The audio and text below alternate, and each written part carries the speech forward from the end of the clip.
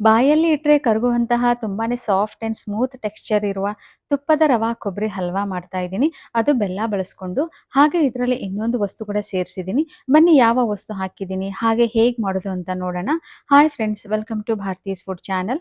ಹಾಗೆ ಯಾರೆಲ್ಲ ನನ್ನ ಚಾನಲ್ ಸಬ್ಸ್ಕ್ರೈಬ್ ಮಾಡದೆ ನೋಡ್ತಾ ಇದ್ದೀರಾ, ಪ್ಲೀಸ್ ಒಂದು ರಿಕ್ವೆಸ್ಟ್, ಸಬ್ಸ್ಕ್ರೈಬ್ ಮಾಡಿಕೊಂಡು ನೋಡಿ. ಮೊದಲಿಗೆ ಇಲ್ಲಿ ನಾನು ಸ್ಟವ್ ಆನ್ ಮಾಡಿ ಒಂದು ಪಾತ್ರೆ ಇಟ್ಟಿದ್ದೀನಿ. ಇದಕ್ಕೆ 1.5 ಕಪ್ ಆಗುವಷ್ಟು ಬೆಲ್ಲ ಹಾಕ್ತಾ ಇದ್ದೀನಿ. ಹಾಗೆ 3 ಕಪ್ ನೀರು ಹಾಕ್ತಾ ಇದ್ದೀನಿ. ಇಲ್ಲಿ ನಾನು ಪುಡಿ ಬೆಲ್ಲ ತಗೊಂಡಿದ್ದೀನಿ. ಹಾಗೆ ಎಲ್ಲಾ ಪದಾರ್ಥಗಳು ಇದೇ ಕಪ್ನ ಅಳತೆಯಲ್ಲೇ ತಗೋಬೇಕು. ಇದು ಪುಡಿ ಬೆಲ್ಲ ಆಗಿರೋದ್ರಿಂದ ಕರಗಲಿಕ್ಕೆ ಅಷ್ಟೊಂದು ಟೈಮ್ ತಗೊಳ್ಳೋದಿಲ್ಲ. ಹಾಗೆ 2 ನಿಮಿಷ ಕುದಿಲಿಕ್ಕೆ ಬಿಡಿ. ಬೆಲ್ಲ ಕರಗಿದ ಮೇಲೆ ಸ್ಟವ್ ಆಫ್ ಮಾಡಿ ತಣ್ಣಗಾಗ್ಲಿಕ್ಕೆ ಬಿಡಬೇಕು. ಇವಾಗ ಸ್ಟವ್ ಮೇಲೆ ಫ್ರೈಯಿಂಗ್ ಪ್ಯಾನ್ ಇಟ್ಟಿದ್ದೀನಿ. ಇದು ಸ್ವಲ್ಪ ಬಿಸಿ ಆದ್ಮೇಲೆ 2 ಚಮಚ ತುಪ್ಪ ಹಾಕಿ ಎಲ್ಲಾ ಕಡೆ ಸವರ್ಕೊಂಡು, ಇವಾಗ ನಾನು 1 ಕಪ್ ಒಣ ಕೊಬ್ಬರಿ ಪೌಡರ್ ಹಾಕ್ತಾ ಇದ್ದೀನಿ. ನಿಮ್ಮ ಮನೆಯಲ್ಲಿ ಹಸಿ ತೆಂಗಿನಕಾಯಿ ಇದ್ರೆ ಕಟ್ ಮಾಡಿ ಮಿಕ್ಸಿಂಗ್ ಜಾರ್ಗೆ ಹಾಕಿ ಸಣ್ಣದಾಗಿ ರುಬ್ಕೊಂಡು ಬಳಸ್ಕೋಬಹುದು. ಇವಾಗ 2 ನಿಮಿಷ ಸಣ್ಣ ಉರಿಯಲ್ಲಿ ಫ್ರೈ ಮಾಡಿ ತೆಗೆದಿಡಬೇಕು. ಇಲ್ಲಿ ಕೊಬ್ಬರಿ ಕಲರ್ ಅಷ್ಟೊಂದು ಚೇಂಜ್ ಮಾಡಲಿಕ್ಕೆ ಹೋಗಬಾರ್ದು. ಇವಾಗ ಎರಡನೇ ವಸ್ತು ಹುರ್ಕೋಬೇಕು. ಮತ್ತೆ 1 ಸ್ಪೂನ್ ತುಪ್ಪ ಹಾಕಿ ಹೀಗೆ ಸವರ್ಕೊಂಡು 1 ಕಪ್ ಸಣ್ಣ ರವ ಅಂದ್ರೆ ಸೂಜಿ ಅಥವಾ ಸೆಮೋಲನ ಅಂತಾರಲ್ಲ, ಅದನ್ನ ಹಾಕಿ ಇದು ಕೂಡ 2 ನಿಮಿಷ ಸಣ್ಣ ಉರಿಯಲ್ಲಿ ಫ್ರೈ ಮಾಡಿ ತೆಗೆದಿಡಬೇಕು. ನಾನು ನಿಮಗೆ ಇನ್ನೊಂದು ವಸ್ತು ಹಾಕ್ತಾ ಇದ್ದೀನಿ ಅಂತ ಹೇಳಿದ್ನಲ್ಲ, ಅದೇ ಮೂರನೇ ವಸ್ತು 1 ಕಪ್ ಹಾಲಿನ ಪೌಡರ್ ಬಳಸ್ತಾ ಇದ್ದೀನಿ. ಇದರಿಂದಾನೇ ಈ ಹಲ್ವಾ ತುಂಬಾನೇ ಸಾಫ್ಟ್ ಅಂಡ್ ಸ್ಮೂತ್ ಟೆಕ್ಸ್ಚರ್ನಲ್ಲಿ ಬರಲಿಕ್ಕೆ ಹೆಲ್ಪ್ ಮಾಡುತ್ತೆ. ಇದು ಕೂಡ ಅದೇ ಥರ 1 ಚಮಚ ತುಪ್ಪ ಹಾಕಿ 1 ನಿಮಿಷ ಫ್ರೈ ಮಾಡಿ ತೆಗೆದಿಡಬೇಕು. ಇಲ್ಲಿ ಯಾವ ವಸ್ತು ಕೂಡ ಸೀದು ಹೋಗದ ಹಾಗೆ ಹುರ್ಕೋಬೇಕು. ಇವಾಗ ಹುರಿದುಕೊಂಡಿರೋ 3 ಪದಾರ್ಥಗಳು ಒಂದು ಪಾತ್ರೆಯಲ್ಲಿ ಹಾಕಿದ್ದೀನಿ. ಒಂದು ಸಲ ಮಿಕ್ಸ್ ಮಾಡಿಕೊಂಡು ಈಗ ಕರಗಿಸಿರುವ ಬೆಲ್ಲದ ನೀರು ಸೋಸ್ಕೊಂಡು ಹಾಕೋಬೇಕು. ಕಾರಣ ಇದರಲ್ಲಿ ಏನಾದರೂ ಕಡ್ಡಿ ಸಣ್ಣ ಸಣ್ಣ ಕಲ್ಲು ಇದ್ರೆ ಹೊರ ಹಾಕಬಹುದು.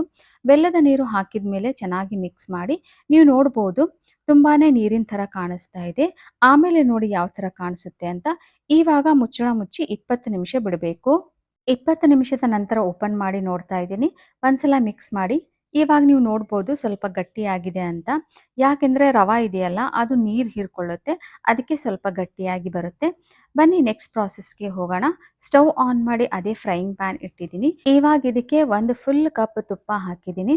ತುಪ್ಪ ಸ್ವಲ್ಪ ಬಿಸಿ ಆದ್ಮೇಲೆ ಕಲಸಿರುವ ಮಿಶ್ರಣ ಹಾಕಿ ನಿಧಾನಕ್ಕೆ ಮಿಕ್ಸ್ ಮಾಡ್ತಾ ಹೋಗಬೇಕು. ಫ್ಲೇಮ್ ಸಣ್ಣ ಉರಿಯಲ್ಲೇ ಇರಲಿ. ಪಾತ್ರೆಯ ತಳ ಬಿಡುವವರೆಗೂ ಮಿಕ್ಸ್ ಮಾಡ್ತಾ ಇರಬೇಕು. 3ರಿಂದ 4 ನಿಮಿಷ ತಗೊಳುತ್ತೆ. ನೀವು ನೋಡ್ತಿರಬಹುದು ತಳ ಬಿಡ್ತಾ ಇದೆ. ಇವಾಗ 1 ನಿಮಿಷ ಮುಚ್ಚಳ ಮುಚ್ಚಿ ಇಡಬೇಕು. 1 ನಿಮಿಷದ ನಂತರ ಓಪನ್ ಮಾಡಿ ಒಂದು ಸಲ ಮಿಕ್ಸ್ ಮಾಡಿ.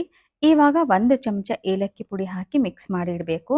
ಈ ಕಡೆ ಒಗ್ಗರಣೆ ಬೌಲ್ ಇಟ್ಟಿದ್ದೀನಿ.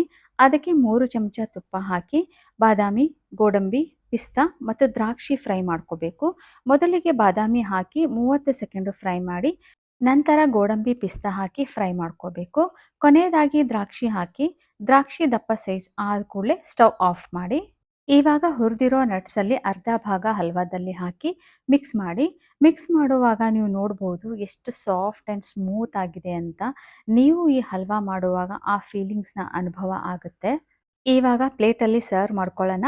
ನೀವು ನೋಡ್ಬೋದು ಸ್ಪೂನಿಂದ ಎಷ್ಟು ಈಸಿಯಾಗಿ ಜಾರ್ತಾ ಇದೆ ಅಂತ. ಹೀಗೇನೆ ತಿನ್ಬೋದು. ಆದರೆ ಸ್ವಲ್ಪ ಇದರ ಮೇಲೆ ಡೆಕೋರೇಷನ್ ಮಾಡೋಣ. ಇನ್ನು ಸ್ವಲ್ಪ ನಟ್ಸ್ ತೆಗೆದಿಟ್ಟಿದ್ವಲ್ಲ, ಅದರ ಮೇಲೆ ಈ ಥರ ಸ್ಪ್ರೆಡ್ ಮಾಡಿ ಅಥವಾ ನಿಮ್ಮ ಇಷ್ಟದ ಪ್ರಕಾರ ಹಾಕೊಂಡು ಸವಿಬಹುದು. ರುಚಿಯಾದ ರೆಸಿಪಿ ತುಂಬಾನೇ ಟೇಸ್ಟ್ ಕೊಡುತ್ತೆ. ನೀವು ಒಂದು ಸಲ ಟ್ರೈ ಮಾಡಿದರೆ ಪದೇ ಪದೇ ಮಾಡ್ತಾನೆ ಇರ್ತೀರಾ. ಅಷ್ಟು ಟೇಸ್ಟಿಯಾಗಿರುತ್ತೆ. ಟ್ರೈ ಮಾಡಿ. ಹಾಗೆ ನನಗೊಂದು ಕಮೆಂಟ್ ಮಾಡಿ ತಿಳಿಸಿ. ನೋಡಿದ್ರಲ್ಲ ಫ್ರೆಂಡ್ಸ್, ತುಂಬಾನೇ ಡಿಫ್ರೆಂಟ್ ಆದ ತುಪ್ಪದ ರವಾ ಕೊಬ್ಬರಿ ಹಲ್ವಾ, ಅದು ಬೆಲ್ಲ ಬಳಸ್ಕೊಂಡು ಹೇಗೆ ಮಾಡೋದು ಅಂತ. ಈ ವಿಡಿಯೋ ನಿಮಗೆ ಇಷ್ಟ ಆಗಿದೆ ಅಂತ ಭಾವಿಸಿದ್ದೀನಿ. ಹಾಗೆ ಒಂದು ಲೈಕ್, ಶೇರ್ ಆ್ಯಂಡ್ ಮತ್ತೊಮ್ಮೆ ರಿಕ್ವೆಸ್ಟ್ ಮಾಡ್ಕೊತಾ ಇದ್ದೀನಿ, ನನ್ನ ಚಾನಲ್ನ ಪ್ಲೀಸ್ ಸಬ್ಸ್ಕ್ರೈಬ್ ಮಾಡ್ಕೊಳ್ಳಿ ಅಂತ. ಮುಂದೆ ಇನ್ನಷ್ಟು ಹೊಸ ಅಡಿಗೆ, ಹೊಸ ರುಚಿಯೊಂದಿಗೆ ಸಿಗೋಣ. ಸದಾಕಾಲ ಟೇಕ್ ಕೇರ್ ಅಂತ ಹೇಳ್ತಾ ಈ ವಿಡಿಯೋ ನೋಡಿದ್ದಕ್ಕೆ ತುಂಬಾನೇ ಧನ್ಯವಾದಗಳು.